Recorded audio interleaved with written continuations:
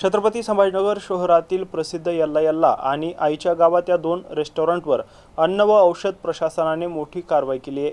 Safe food safe Maharashtra मोहिमेअंतर्गत करण्यात आलेल्या तपासणीत किचनमधील गंभीर अनियमितता उघडकीस आल्याने दोनही हॉटेल्सचे परवाने पुढील आदेशापर्यंत तातडीने निलंबित करण्यात आले।